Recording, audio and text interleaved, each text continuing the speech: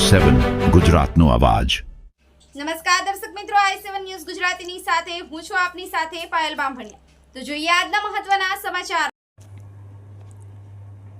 દાહોદ જિલ્લાના સિંગવડ તાલુકામાં માતાના પાલા ગામે જગતજનની માં ભમરેજીના મંદિરે નવા વર્ષ દર્શન કરવા ભક્તોનું ઘોડાપુર જોવા મળ્યું। ભમરેજી મંદિરે મેળો જેવો માહોલ મળ્યો હતો।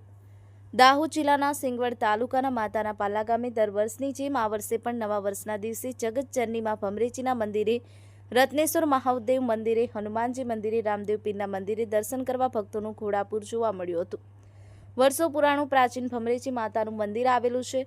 આજુબાજુ ડુંગર છે અને ડુંગરની ગોખમાં એક ગુફા છે।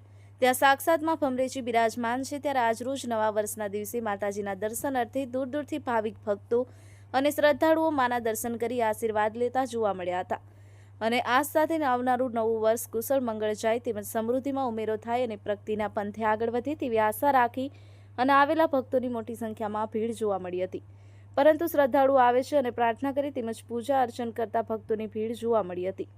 રંધીકપુર પોલીસ સ્ટેશનના પોલીસ મિત્રોની સહાનિયત કામગીરી જોવા મળી હતી। નિલેશ વસિયાની સાથે cameraman Kalpesh નિસરતા, i7 news Gujarati, Dahod.